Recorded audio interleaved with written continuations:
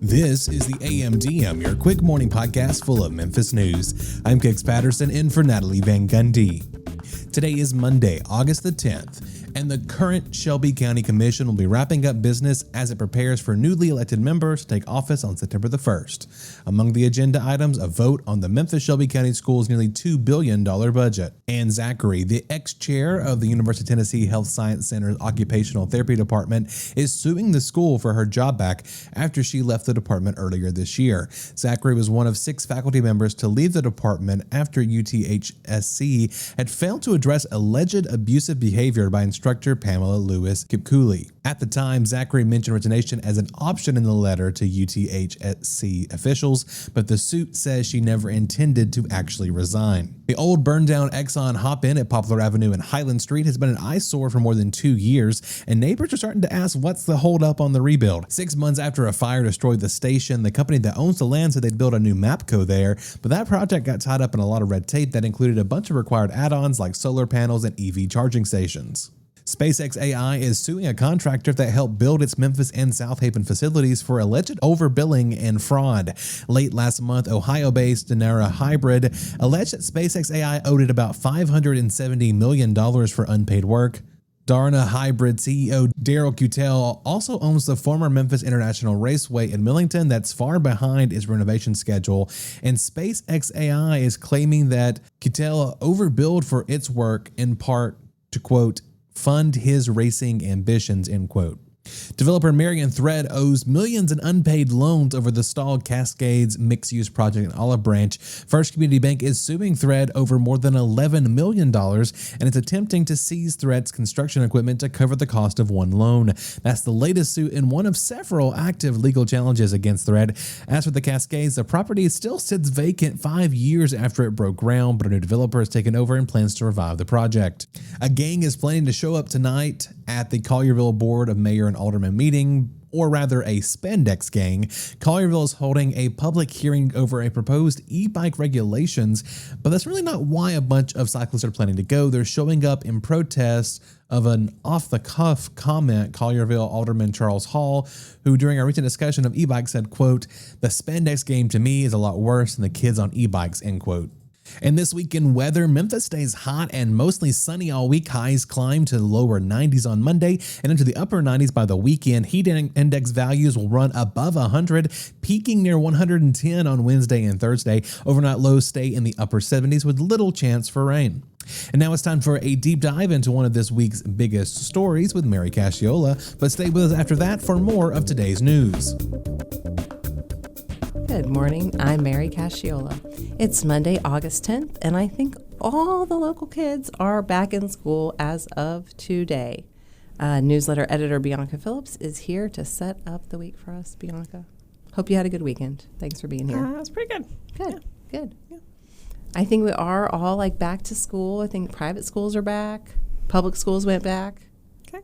I'm just excited about schools being back. Yeah, you're like... I'm happy for you. It means nothing to me, but I'm happy for you. The traffic has to change. The traffic changes for you, certainly. No? I think I've noticed. Maybe it has. I mean, when I worked at Crosstown Concourse, it was very noticeable because they had a school in the building. Yes. And then, whenever it was 3 o'clock, all the kids would get out and they'd just be everywhere, making out in the hallways and stuff. But it's making out in the hallways? It's a high school. That's so interesting. So anyway, that affected my life for sure. But okay, now I don't work there. So yeah, now Clark Tower does not have a school within it. Actually, it does have a school within it. Well, but college. It's adult school. Yeah, they're not making out, probably. Anyway, whatever. Moving on. First things first, we are on video now. This is on video. If you're listening to us, but you want to see us, we are on YouTube. If you just want to keep listening to us, we love that too. So it is a new week, and what is happening this week? Bianca, tell us everything you know. Well, it's Elvis week. It is Elvis week. It oh my gosh, look at my jacket. And it's, I wasn't planning this, but I thought you got your bling on with your... Yeah, it's kind of like an Elvis. I think it's kind of Elvis-y. It's very Elvis-y. Thank you for that. It actually started last weekend, but it goes through the week, and of course Saturday is the big candlelight vigil. Mm-hmm. That's like the the highlight of Elvis week, I guess. Oh, is the Candlelight Vigil Saturday this week? Mm-hmm. Oh, that's nice. It's nice when it falls on a weekend. Yeah. It's just always the 15th, but Right. the 15th is a Saturday. This year. So Perfect. But before that, there's going to be panel discussions. There's an Ultimate Elvis Tribute Artist Contest, tours, all the usual stuff, concerts, lots and lots of concerts. I love the tribute artist contests. I do. I can't get enough of tribute artists. I just really can't. Did I tell you how I went to see Clownvis? You did. And it was so great. At Hernando's Hideaway, Clownvis came. That's great. Half clown, half Elvis. I don't know. He's not an Elvis tribute artist. Yeah. But, I mean, whatever. I don't know. I like that. Well, you can get plenty of that this week. And also, I don't know if did you see Noah McLean, our reporter Noah McLean's story on new Elvis fans? I did. There's a panel with some of these. It's called EP Core. Mm-hmm. And they like discovered Elvis more recently. Right. Through Baz Luhrmann's Elvis movie. I'm going to say two things. Baz Luhrmann has done 2 Elvis movies. And one was like, like the fictional version. It was like stylized. And like, I think I saw that one. And I'm pretty sure I enjoyed it. I know I saw the other one. And it's rare that I do this. But I did not like the other one. Epic did not like it. Just saying. I fell asleep during the other one. Oh, so, no. And I like Baz Luhrmann movies. I think I was just tired, but like it was long. I don't know. Yeah. Okay, but a whole generation of younger fans have seen at least one of these movies and been like moved to become hardcore Elvis fans. Yeah. That's what we're saying. Which is good because if they're going to keep continuing to have Elvis fans, they got to have some new ones out there. Yep. Because they're not getting any younger, these old Elvis fans. That's no offense. True. I don't know what. Yep. True. Okay, so the Candlelight Vigil is on Saturday, which means you can go up to the gravesite. You do the whole thing. You have your candle. You have your artwork. You walk around, look at other people's artwork and their candles, and then you go to the graves and do the thing. Yeah. So that's happening this week. Yeah. Also, this week is the FedEx St. Jude Championship. Oh, you're just moving right along. Yeah, You're like, we're done with Elvis. That's enough. Okay, fair enough. And there's some things to say about this golf tournament. Mm-hmm. It starts Wednesday. It goes through Sunday. All the top golfers, Tommy Fleetwood, Scotty Scheffler. I don't know. I'm not a golf fan, but those are the names that we... Justin Rose, defending champion, coming back. Yeah, they'll be there. The world's top golfers will be in Memphis. Always an exciting time. Yeah. And you can there's a new ticket this year called the Ground Plus ticket where you can get unlimited food and non-alcoholic drinks. I like the idea of this. Yeah. I like a ticket that gets you whatever you want just easily. Like I'm just going to pay one price. I know how much I'm going to pay. And then just food and drinks. It is food, right? It's food. Yeah, it's food and drinks. Non-alcoholic drinks. It'd be more fun if it was alcoholic drinks. But I can see why they would not want to do unlimited on those. But like you take your family out to an event and you get there and you're like, oh, now we're thirsty, now we're hungry, and you thought it was going to cost you this much. Yeah. And then it's going to cost you this much. So this is a nice addition, I think. Yeah. Well, enjoy it because in 2 years, 2028, they might still have the ticket like that. I don't know. We're still going to have the championship, maybe. I don't know. But we it's will not going to have a championship. We may have a tournament. Okay, well, we're going to have the event, I think, will still be here in some form. But we think so. It will not be an elite status golf tournament. Right. It will be like up-and-comers. Emerging talent. Yeah. People new on the scene, which is kind of cool. Like, you hear people talk about like, oh, I saw Elvis, to go back to Elvis, at the Overton Shell before he was like a big star. Sure. Or I saw Taylor Swift when she was like 15. That's all I got. Which is cool, but you don't know it's cool until later. Way later. Yeah. And then it might not even be anything. So, I don't know. It seems like kind of a bummer for golf fans. Not that I am one. So it definitely is a bummer for golf fans that the world's top golfers will not be coming here after not this year, but next year. Like it is a bummer. I don't think anyone thinks it's not a bummer. So, yeah. But hey, this year they're going to be here. So go and enjoy next year too. And next year too. So we'll talk about it then. Yeah. I do want to talk about this thing that's happening on Thursday, which sounds really boring because it's Land Use Control Board, one of my favorite things, LUCB. But they're going to be considering a name change for Ikea Way because obviously when Ikea came to Memphis, they changed the name of the street to Ikea Way. Ikea has now gone away, and they have to find a new name for the way. Can we call it Ikea Went Away? I wish we could. That should be the name. Ikea Went Away. Yeah. Mm-hmm. That's perfect. They want to go back to Market Plaza Drive, which is Boo. Not nearly as fun as that. Boring. But we did a story on this a while back, but some of the business owners who are on Ikea Way are a little concerned because they're going to have to change their addresses, and they've got like printed stationery. Right. It's annoying when you have to whatever. change your address because you do have to like go through all these things.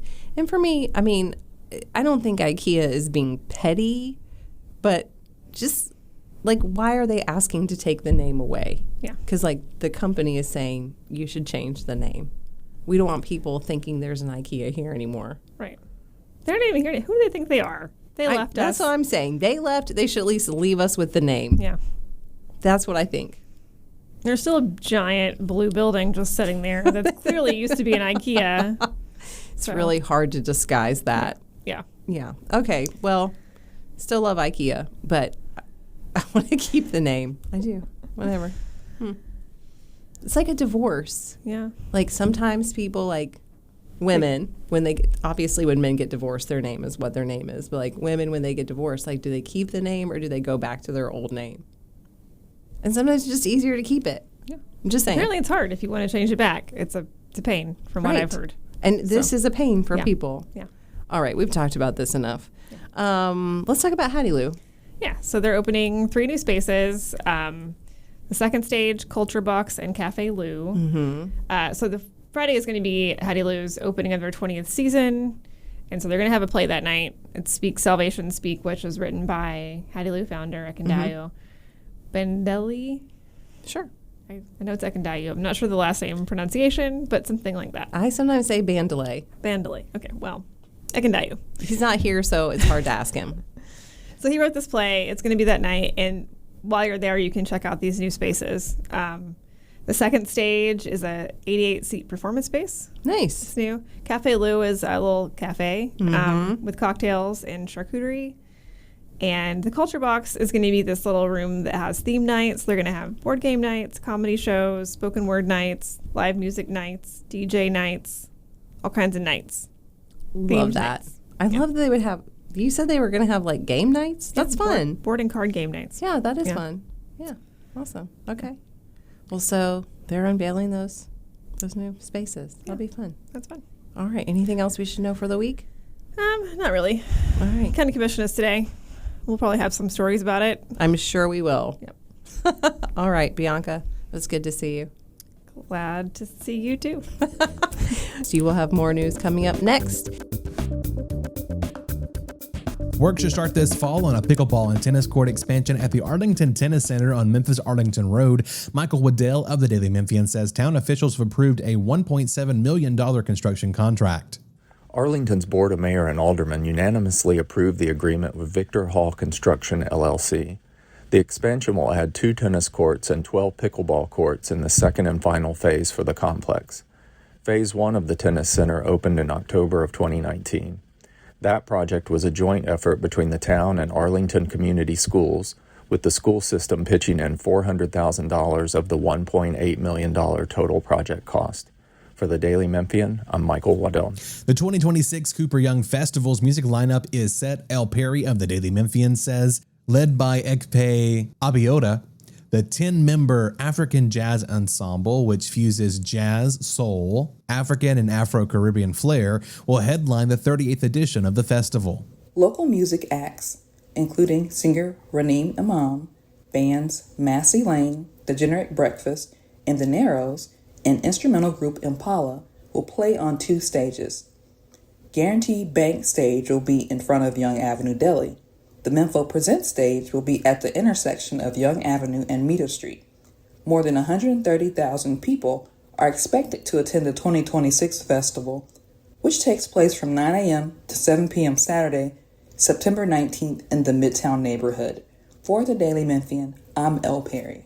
A local group is moving forward with plans for a $25 million mixed-use development in East Memphis. Andy Ashby of the Daily Memphian says local investors Daryl Horn and Brown Gill announced the project in February and plan to open it in early 2028.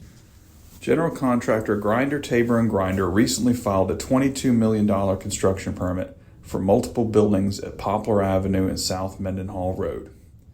The permit covers a mixed-use building, a retail building, and a restaurant building. Crews are demolishing the 61,000 square foot First Horizon building on Poplar Avenue to make way for a 3-story, 50,000 square foot building. The property has a nearly 60-space underground garage and more than 120 surface parking spots. It will also have 14 bicycle parking spaces. Developers are also building a 6,300 square foot, 170-seat restaurant called The Tradition on the former Houston's restaurant site. For the Daily Memphian, I'm Andy Ashby. Regional 1 and Shelby County leaders recently unveiled a highly anticipated rendering of the new roughly $1 billion Regional 1 hospital. Steve Bunnell of the Daily Memphian says the hospital will be at the site of the old Commercial Appeal Building at 495 Union Avenue. The rendering was revealed to show a building of more than 600,000 square feet laid out horizontally across the current Commercial Appeal Building footprint. Reginald Coopwood, the president and CEO of Regional 1 Health, said the layout and build of the hospital is intentional, building fins to help reduce glare and keep patient rooms cool, and it helps connect the medical district to downtown Memphis. The hospital will have 315 beds with departments on the same floor, improving patient care, according to Coopwood. Demolition began in June this year, and the groundbreaking for the new building is planned for next summer. For Steve Bunnell, I'm Kix Patterson, and that's the AMDM for this Monday, August the 10th. Listen and subscribe to this podcast anywhere you get your podcasts or on the Daily Memphian website. You can also hear us on WYXR 91.7 FM, where our local news stories air every weekday throughout the day. Don't forget to subscribe to our other weekly podcast hosted by your favorite reporters, including Sound Bites with Holly Woodfield, The Sidebar with Eric Barnes, and the Daily Memphian Grizzlies podcast with Drew Hill and Chris Harrington. You can also sign up for our breaking news alerts and our many other weekly newsletters we offer, like the early word you heard at the top of this podcast, by visiting dailymemphian.com/email. Thanks for joining us, and be sure to start your day here again tomorrow.